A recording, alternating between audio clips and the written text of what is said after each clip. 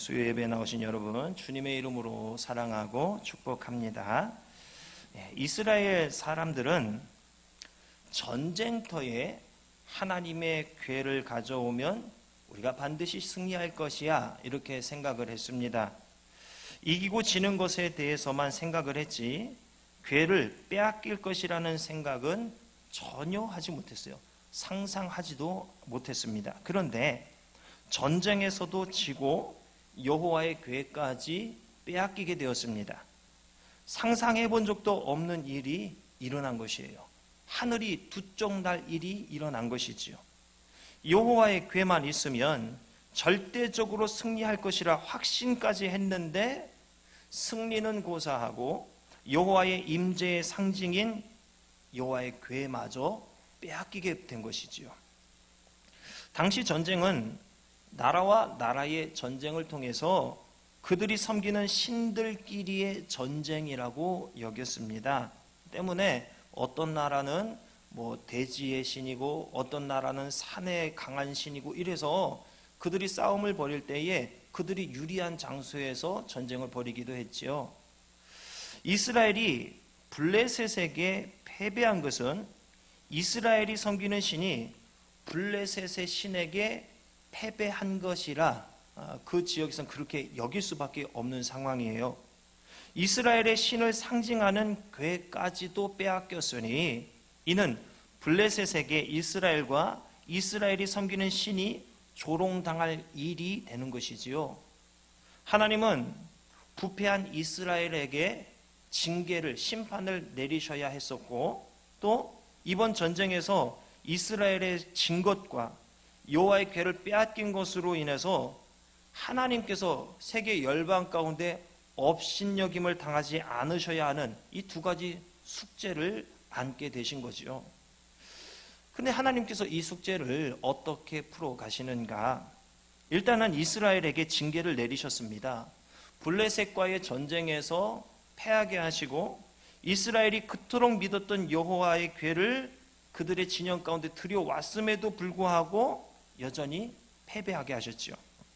중요한 것은 여호와의 궤가 있고 없고가 아니라는 것을 이번 전쟁을 통해서 일깨워 주셨어요.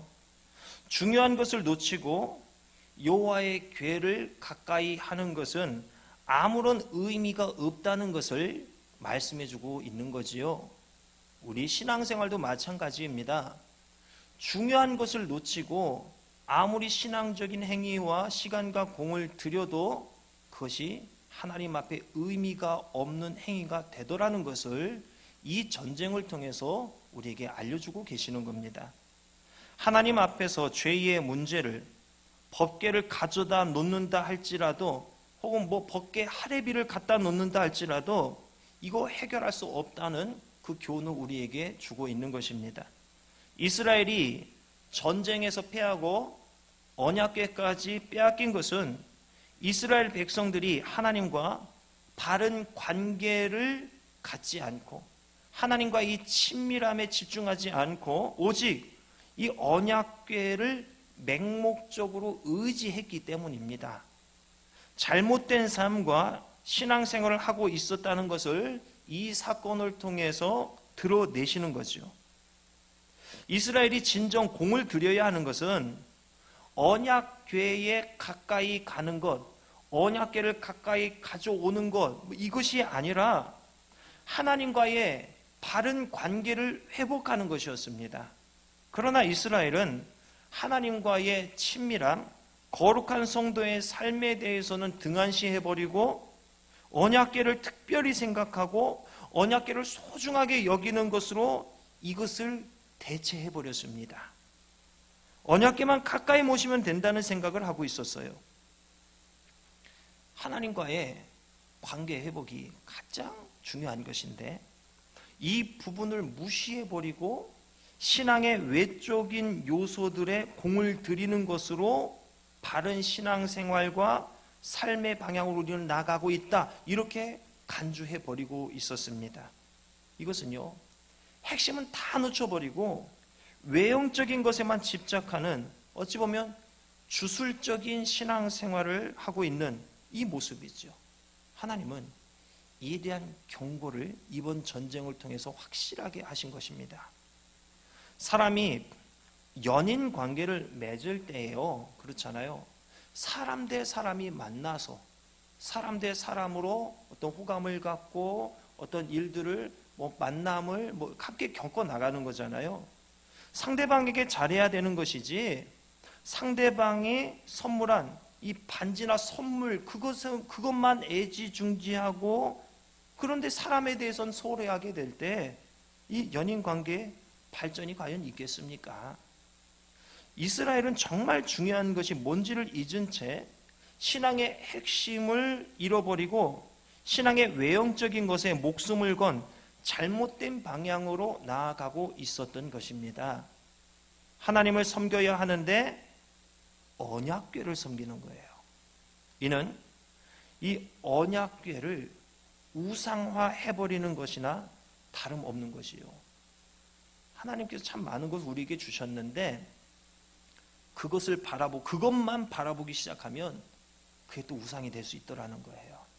중요한 것은 그것을 주신 분이 누구인가, 그분을 바라봐야 되는데 주신 것에 마음이 다 빼앗기기 시작하는 것입니다. 이거 우상이에요.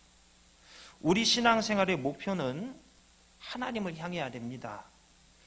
기도 자체가 목적이 돼서는 안 되는 거예요. 말씀 듣는 자리 자체가 목적이 되어서도 안 되는 거예요. 모든 신앙생활의 모습을 통해서 하나님과의 이 친밀함, 하나님과 이 관계를 계속 맺어 나가야 되는 것이지, 그것을 위해서 우리에게 이런 도구들을 주신 거예요. 하나님과의 관계를 전혀 생각하지 않으면서 기도의 자리에, 말씀의 자리에 나아간 것에 만족하는 삶, 이건 우리가 깨뜨려야 돼요. 그래서 벗어나야 하더라는 사실을 오늘 이 사건이 우리에게 교훈하고 있는 거예요. 신앙생활의 모습을 내가 많이 나타냈다고 해서 이거 믿음 좋은 거 아닙니다. 눈에 보이는 것으로 믿음의 정도를 우리가 평가할 수 없어요. 하나님과 그 사람과의 관계의 친밀한 가운데에서 하나님께서 믿음을 인정해 주시는 것이지, 기도의 도구를 우리가 말씀의 도구를 많이 했다고 이거 믿음 좋은 거 아니더라는 거죠. 그 도구를 통해서 얼마나 하나님과 가까이 하는 삶을 살고 있느냐, 이것입니다. 행위를 통해서 하나님과의 친밀한 그 관계를 맺어야 하는 것입니다. 신앙의 모든 행위는 하나님과의 관계를 통해서 이루어져야만 하는 거예요. 생각해 보세요. 이 A라는 사람을 위해서 도시락을 준비하고 또 선물도 준비했는데, 이 A라는 사람과 말 한마디도 하지 않고 도시락과 선물만 계속 보내는 겁니다. 나와 그 사람과의 관계가 어떨까요? 이것은 어떤 연인 관계, 친구 관계가 아니라 꼭 마치 나는 쿠팡맨인 거예요. 우체국과 다름이 없는 거예요. 신문을 구독하는데 날마다 신문을 우리 집에 배달을 해줘요. 그렇다고 해서 내가 신문 배달부와 친해지는 거 이거 아니잖아요.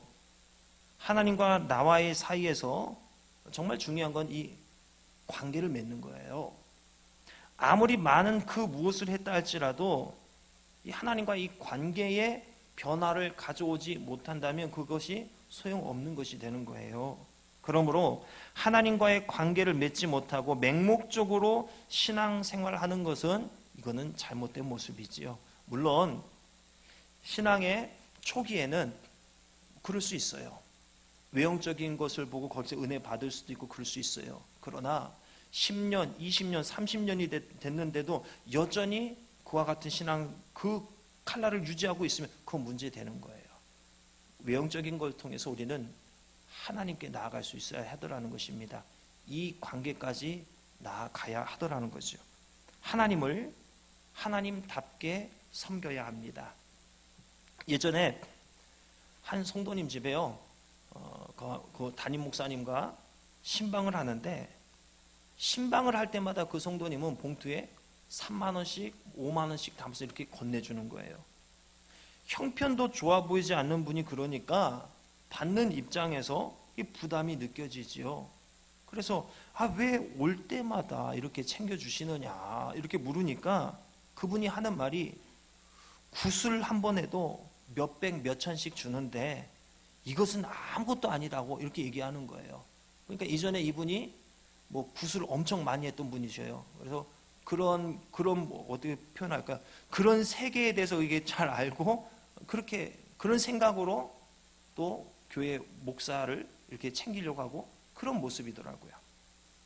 무당에게 하던 모습을 그대로 적용하는 거예요.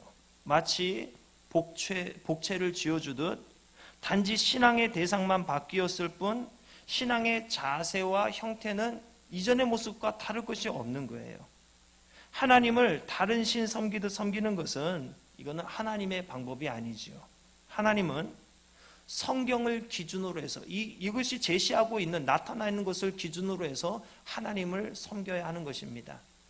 내가 이런 방법으로 하면 되겠지 이게 아니라 우리는 성경을 통해서 하나님을 섬기는 법을 알아가야 되고 성경 말씀에 드러난 대로 하나님을 섬겨 나가야 하더라는 것입니다. 신앙의 핵심은 하나님과의 친밀함입니다. 친밀함 없이 열정만 있는 것은 하나님을 섬기는 것이 아니라고 단언할 수가 있습니다. 열정은 중요하고 귀한 것입니다. 그렇지만 열정의 방향이 문제예요. 열정 자체에만 집중하고 있으면 이거 잘못된 방향이에요. 내 열정의 방향이 하나님을 향하거나 하나님께서 원하시는 그 방향이 아니라 다른 방향이라면 오히려 하나님께 책망을 받게 되더라는 것이에요. 전쟁에서 패배하게 하심으로 이스라엘에게 징계를 내리는 과제는 해결되었습니다. 다음 과제는 이 블레셋에게 패배한 사실과 여호와의 궤를 그들에게 빼앗김으로 인해 하나님께서 세상 가운데에 조롱당하실까? 이것이 문제인 거죠. 이 문제를 하나님께서 어떻게 해결하시느냐?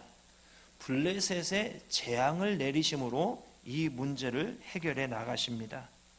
블레셋에 내린 재앙은 두 가지였습니다. 하나는 아스돗 신전에 있는 블레셋의 대표적인 우상인 다곤 신상을 파괴하시는 거예요.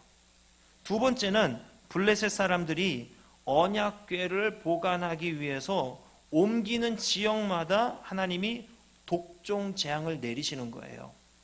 이 두 가지 재앙을 통해서 하나님께서 드러내시는 것은 다곤 신상이 파괴되어진 것을 통해서 이방 족속에게 여호와만이 살아계신 참 신이라는 사실을 드러내셨고, 독종 재앙을 통해서는 하나님께서 힘이 없어서 이번 전쟁에 이스라엘이 패배하고 언약궤를 뺏긴 것이 아니란 이 사실을 깨닫도록 해주셨습니다. 블레셋 사람들은 이러한 재앙으로 인해서 이제는 여호와의 궤에 대한 여호와에 대한 두려운 마음을 먹기 시작했습니다. 11절을 보면은 우리와 우리 백성이 죽임당함을 면하게 하자. 블레셋 사람이 이렇게 이야기하고 있는 것을 볼 때에 블레셋 사람들이 여호와의 궤에 대해서 두려워하고 있다는 것이 확인이 됩니다. 블레셋 사람들은 이스라엘의 힘이나 능력을 통해서가 아니라 하나님 스스로 하나님 자신을 증거해 내심을 통해 하나님에 대한 두려움을 알게 되었습니다. 하나님은 이처럼 사랑을 의지하지 않으셔요. 하나님을 증거할 자가 없다면 하나님은 하나님 스스로 자신을 증거해 내시더라는 거예요. 이처럼 하나님은 조금도 부족함이 없으신 분이에요. 그런 분이 사람을 택해서 사용하시기를 즐겨하시고 사람과 함께 하나님의 전능하심을 증거하신다는 이 사실, 이에 대해서 우리는 감사해야 돼요. 왜요? 내가 그분의 선한 도구로 쓰임 받기 때문에 그렇습니다. 스스로 당신의 영광을 드러내시고 충분히 자신을 입증해 내시는 분이 나를 택해 주시고 나를 써 주신다는 것이 이것이 무한한 감사이고 이거 얼마나 큰 영광입니까? 블레셋 사람들은 여호와의 궤를 다곤의 신전에 있는 다곤 곁에 둡니다. 다음날 일어나서 보니까 다곤 신상이 여호와의 궤 앞에 꽝 하고 엎드려져 있는 거예요. 이마를 땅에 탕 대고 마치 여호와의 교회에 절하는 것 같은 형상으로 이렇게 엎드려져 있는 거예요. 사람들이 이상하다 싶어서 다시 제자리에 세워놨는데 다음날 또 와서 보니까 이번에는 다곤 신상이 여호와 교회 앞에 머리가 잘려져 있고 두 손목이 끊어져 있는 채 이 몸뚱아리만 남아서 엎드려져 있는 거예요. 또 어떤 일이 일어났느냐? 다곤 신전에 있는 아스돗에 독한 종기 재앙이 내립니다. 이로 인해서 아스돗과 그 지역이 망하게 돼요.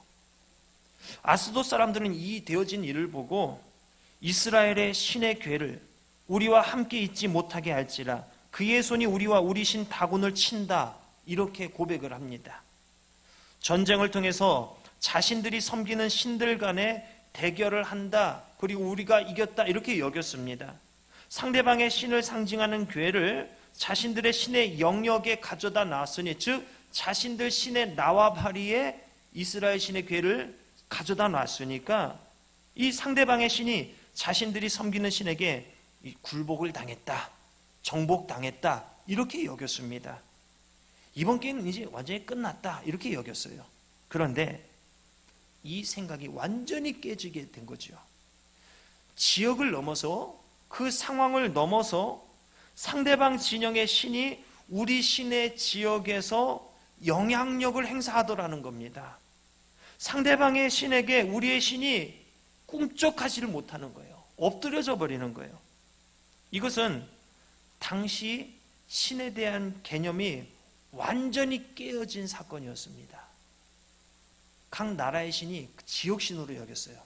상대방의 경계를 넘어서 영향력을 행사하지 못한다고 여겼는데, 아니 이게 웬일이에요?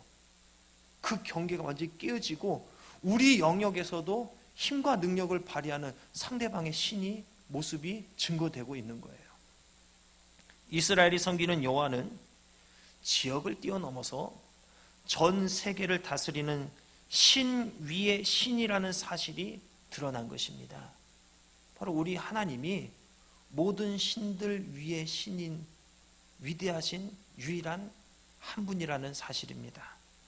이번 일을 통해 블레셋 사람들은 생각했을 겁니다. 이스라엘의 신은 이번 전쟁의 승패와 상관없이 가장 센 신이구나. 우리가 섬기는 다곤은 이스라엘의 신에게 아무 힘도 못 쓰는구나. 우리의 신이 이스라엘 신 때문에 발생한 독종을 이거 막아내지를 못하는구나, 이런 것을 깨닫게 되었어요. 블레셋 사람들이 하나님의 괴로 인해 쩔쩔매는 상황이 벌어지게 되었습니다. 이에 블레셋 사람들은 모든 방백들을 모아서 의논을 합니다. 블레셋 사람들은 여호와의 괴에 대한 두려움이 생기게 되었어요. 자신들의 신과 싸워서 패배한 이스라엘의 신인 줄로만 알았는데, 지금 우리들 가운데 일어나는 형상을 보니까 다곤이 그 앞에 엎드려지는 거예요. 자칫하다가는 블레셋 사람들이 이 독한 종기로 인해서, 독종으로 인해서 다 망하게 될 일이 지금 벌어지는 거예요. 회의 결과 여호와의 괴를 이제 가드로 옮기자 결정을 합니다. 그런데 가드로 옮기자 거기에 또 재앙이 발생해요. 이번에는 가드 사람들에게 독한 종기가 나는 겁니다. 그러자 이번엔 여호와의 괴를 에그론으로 옮기자, 이렇게 얘기를 합니다. 그러자 에그론 사람들이 들고 일어섭니다. 그렇죠. 우리만 같아도 야, 우리를 죽이려고 하냐? 우리는 뭐 원자력 발전소 그거 하나만 주변에 생기고 뭐 쓰레기 뭐 처리하는 이런 장소만 생겨도 들고 일어나잖아요. 야, 이제 우리까지 이제 망하게 하느냐? 들고 일어나는 거예요. 여호와의 괴 하나로 인해서 온 블레셋이 이제 떠들썩해지는 거죠. 여호와의 괴가 가는 곳마다 독한 종기로 인해 그 지역 사람들이 완전히 망하게 되는 거예요. 블레셋에게 여호와의 괴가 두려움의 대상이 됩니다. 하나님은 이번 일로 이스라엘의 패역함을 징계하시고 블레셋 사람들에게 두려움을 심어줌으로써 여호와의 살아계심을, 또한 여호와가 블레셋의 신보다 더 크고 두렵고 강한 존재라는 것을 스스로 입증해 내십니다. 하나님은요, 사람이 없으면 스스로 하나님 자신을 입증해 내십니다. 부족해서 사람을 쓰시는 거 아니에요. 우리가 하나님께 겸손해야 됩니다. 교만이 이 안에 들어가는 순간 우리는 끝이에요. 우리는 하나님의 일을 섬길 때 내 자존심을 버리지 않고 섬기고는 합니다. 하나님은 나 없이도 충분히 하나님을 증거하시고 하나님의 일을 이루어 가시는 분이신데 우리는 좀 높은 자세를 취하고 있더라는 거죠. 세례 요한은 이스라엘 사람들에게 다음과 같은 말을 했습니다. 하나님은 능히 이 돌들로도 아브라함의 자손이 되게 하시리라. 이렇게 얘기를 했어요. 이걸 직역하면 하나님은 이 돌들로부터 아브라함에게 자손을 일으킬 수 있다, 이런 말이 되죠. 하나님은 무생물인 이 돌을 매개로 아브라함의 자손을 일으키실 수 있는 전능하신 능력의 하나님이라는 사실을 이야기하고 있는 거예요. 아무리 구속사의 특별한 지위를 차지한 이스라엘 백성이라 할지라도 하나님의 뜻에 합당하지 않으면 그 신분과 그 지위에서 얼마든지 패해버릴 수 있더라는 말씀입니다. 하나님께서 오래 참으심으로 인하여서 우리에게 아무런 문제 없이 신앙생활과 삶을 살고 있다 착각할 수가 있어요. 겸손히 하나님을 섬겨야 하는데 내가 교만하게 하나님을 섬기는 줄도 깨닫지 못하고 하나님의 오래 참으심으로 인해 나태해지고 교만함의 브레이크가 걸리지 않더라는 거예요. 하나님은 참고 또 참으시다가 하나님의 정하신 때가 이르면 그에 대한 심판을 하십니다. 심판의 날에 후회하면은 이거 늦습니다. 돌이킬 수 없습니다. 그 전에 하나님의 그 세미한 음성을 우리가 듣고 회개해야 돼요. 돌이켜야 돼요. 하나님 앞에 무뎌진 내 마음을 말랑말랑하게 만져달라고 우리 계속 기도하고 나아가야 돼요. 말씀을 맺겠습니다. 이스라엘이 전쟁에 패하고 언약궤마저 빼앗긴 것은 이스라엘 백성들이 하나님과 바른 관계를 맺지 않고 오직 언약궤를 맹목적으로 의지했기 때문입니다. 내 삶의 방식, 신앙의 방식이 과연 바른 것인가 살펴보시기 바랍니다. 신앙생활의 목적이 하나님과의 이 친밀한 관계, 하나님과의 친밀한 이 교제에 있지 않다면 신앙의 행위만 있을 뿐 알맹이는 없는 신앙과 삶인 것입니다. 하나님과의 관계 회복에 더 집중하시고 이것을 이루시고 모든 것들을 하나님과의 친밀한 가운데 이룰 것을 결단하시고 실천하시기 바랍니다. 우리 하나님은 조금도 부족함이 없으셔요. 우리 하나님은 자족하시는 분이셔요. 그런 분이 나를 택해서 사용하기를 즐겨하시고 나와 함께 하나님의 전능하심을 증거하신다는 이 사실이 우리에게 큰 영광이고 감사의 이유가 되는 것입니다. 겸손히 하나님을 섬기시기 바랍니다. 겸손히 삶을 살아가시기 바랍니다. 혹여나 내가 교만을 타고 있지 않는가 살펴보시고 하나님께 엎드리는 마음으로 하지 않는 모든 것들을 찾아내시기 바랍니다. 겸손하지 않은 마음은 모두 다 교만이에요. 하나님과의 친밀함이 삶의 목표가 되고 모든 일을 겸손히 이루어가는 성도의 삶을 회복하시기를 주님의 이름으로 축원합니다.